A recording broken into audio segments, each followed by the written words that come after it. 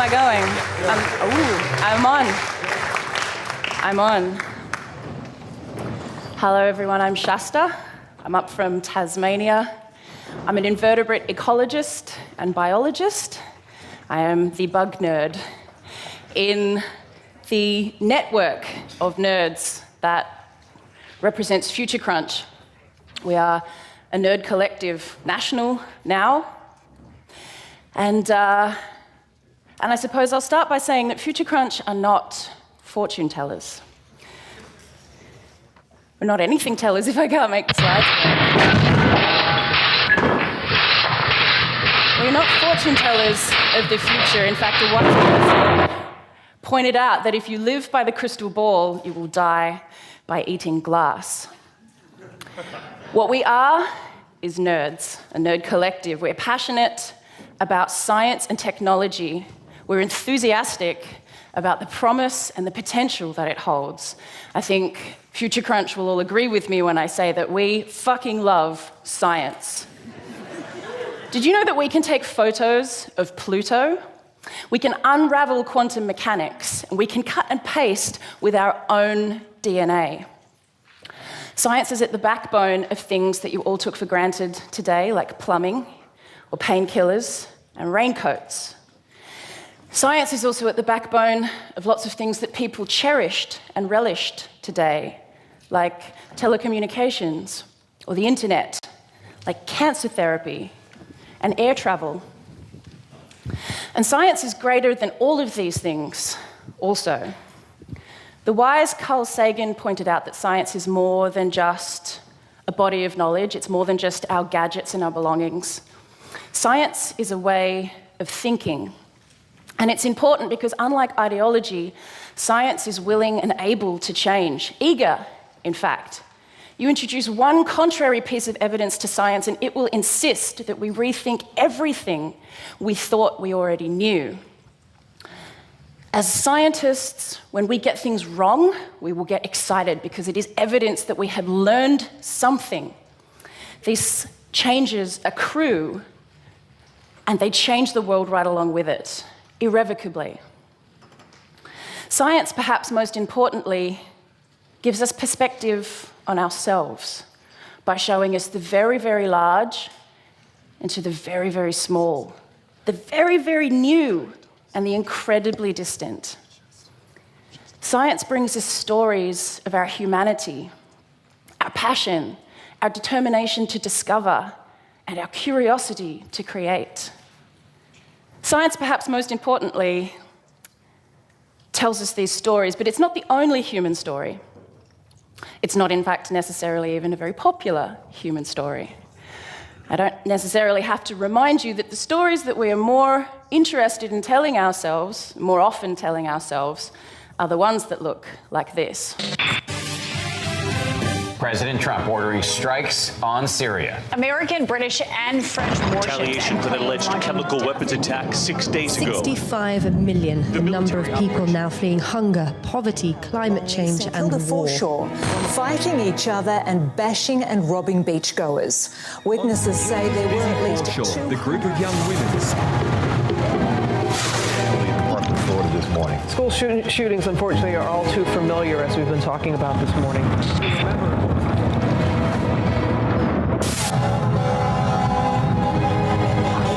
The floods, the debris, the lack of power, all making already hard to get to areas even tougher to reach. Frequent and ferocious thunderstorms. 16th of July on the Promenade des Anglais in Nice to mourn the loss of life in yet another terrorist attack. Hearing French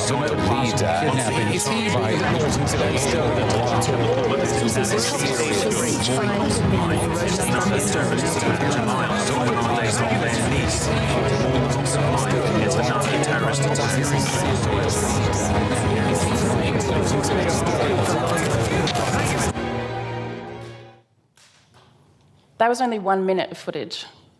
How much have you consumed of that in your lifetime?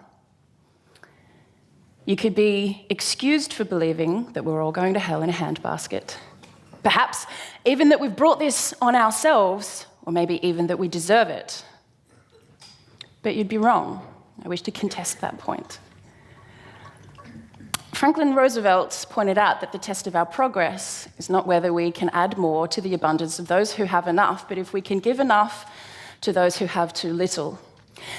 And if we use this as our measuring stick, there is another story that I can tell you, one that is backed up by science and one that paints us in a much more glamorous light. So recently, the World Bank was able to announce that those people living in extreme poverty have now fallen below 10%. It's actually 9% of the global population currently. In the last 25 years, the number of people going hungry has fallen by 200 million. And this is in spite of well-recognized population increase. It is the lowest proportionate and absolute number at any time in history. Over that time, 91% of people in 2015 had access to an improved water source. Over the last 25 years, 1.9 billion people have gained access to electricity. And due to better preparedness, less people than at any other time in history now die as a result of natural disasters. And Roosevelt said that it wasn't necessary, but things in the middle are improving as well. China has pulled off the single most spectacular transference of wealth to what was the global poor in China. Latin America has gotten richer whilst also seeing improvements in pay inequality in all South American nations. And that is true for most nations in Africa also. People have to work less hard to get the things that they need. So hopefully you'll believe me when I tell you that the world is actually growing less violent as well. Murder rates have come down in 66 of the 82 countries that we have statistics for, in some interesting places: South Africa, Russia, Hong Kong, and the United States. In fact, violent crime has fallen from its high in the United States from the 1990s by 48% according to official records, but by as much as 75% when accounting for unreported crime. Now that can sound incongruous compared to populist media, but it's true. And if you think that was difficult to digest, then buckle up, because I'm about to tell you that it has been a good year for world peace. Colombia is doggedly drafting and attempting to stick to its peace treaties between its rebels and its governments, which means that war, active war, is now restricted to this arc, which stretches from Nigeria to Afghanistan. And that arc contains less than 1/6 of the global population. The media loves to scream about the fact that we live in the most dangerous times ever. But statistically speaking, that is bullshit. Despite the very real atrocities on the ground in places like Syria, we actually live in the most peaceful times ever. So what about wars, fellow horseperson of the apocalypse? Pestilence. Well, in developed countries, conditions like colon cancer, Alzheimer's, and heart disease are all in steady decline. And we are winning the war against polio. In the next few weeks, in fact, it's anticipated that the World Health Organization will be able to announce that they have seen 0 new transmissions of this debilitating disease in Afghanistan and Pakistan, already the last 2 countries on Earth where this disease is even a consideration. And similarly, we're winning the war against AIDS. Did you know that you can get a morning after pill for AIDS?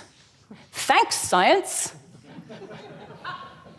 And through determined distribution of these kinds of treatments, AIDS deaths have halved since 2005, and transmission rates are in such steady decline that UNAIDS have conservatively estimated that they will report the last new transition of this disease in 2030. I think that's really exciting. Similarly, malaria, the world's most deadly infectious disease. Deaths have fallen by 60% since the turn of the century. And through our diligent treatment of these preventable diseases means that child mortality is now at the lowest point in human history. And 9 out of 10 of those children are also learning to read and write. That's up from 5 out of 10 in the 70s, and it ensures a better life for these people as individuals and for their communities, and as a global community, even for us, having them join us in the educated community. Political tolerance continues to spread also. More than 50% of countries are now governed democratically, and less than 13% of countries are governed autocratically. Those two numbers are both post-World War II global records. Another record, since 2005, the death penalty has been illegal in more than 50% of countries worldwide. Recently, women in Saudi Arabia were invited to vote and stand for local elections. In fact, women in parliament globally has increased from 11% to over 22% in the last 10 years. Ireland has elected their first openly gay prime minister, and Serbia has elected their first female prime minister, who is also gay. It is worth pointing out that these are openly gay parliamentarians. There's no statistics as to how many closeted gay parliamentarians bravely led the way before them. 9 countries now offer other as a legal gender identity. Canada and Denmark have recently taken transgenderism off their mental health alerts list. And there are stacks of scientific evidence that links this kind of equity, legalization of same-sex marriage, decriminalization of homosexuality, to improving mental health in those demographics, and that translates directly into lives saved. And the world that these bright young people get to keep living in, and ourselves, is also improving. Forests are recovering in Europe, in the United States, and in Asia. In fact, over the last 15 years, China invested $2.1 billion, the largest reparation investment in their history. And that has led to the recovery of forests the size of the state of Victoria. I love this story. This is Versova Beach, or it was Versova Beach, or Versova Beach is under there somewhere. It's the site of the longest running persistent beach cleanup in human history, and it needed to be. Thousands of local residents volunteered to clear the 5 million kilograms of trash that was piled up to 4 meters deep. They transformed it from that into this. 120 weeks. And very recently, week 127, they were rewarded by the return of the olive ridley sea turtle for the first time in 20 years.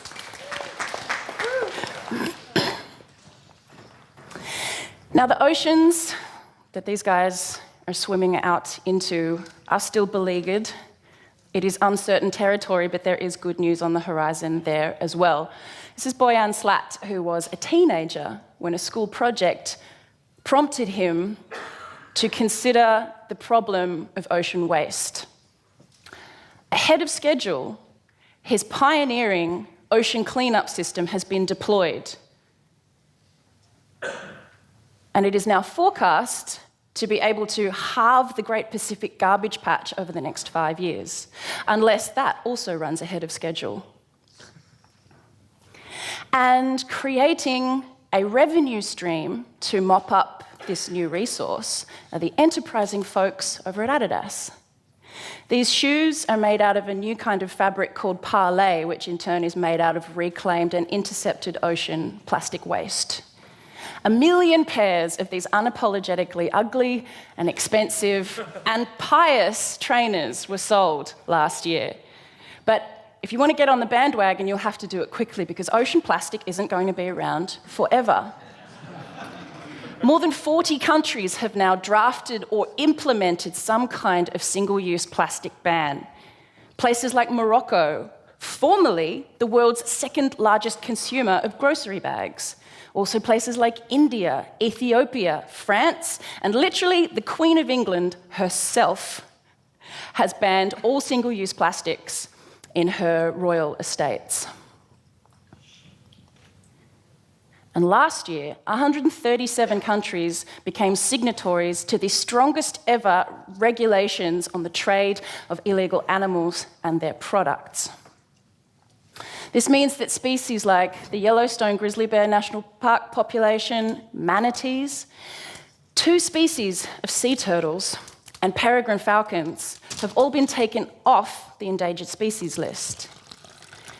And even species that persist in their endangeredness, the snow leopard, the mountain gorilla, and the panda, last year all saw natural population increases in the wild. High five! These are some of the most remarkable, some of the most inspirational, some of the most aspirational, some of the most intelligently optimistic stories of our time, and they deserve to be celebrated. They deserve to be reported. But I am also not going to blithely stand here and tell you that the world is perfect, because it patently is not. Many things remain off-kilter, out of balance, unfairly distributed, unkind. We face climate change. Others face forced migration, political and religious extremism, and an uncaring global elite.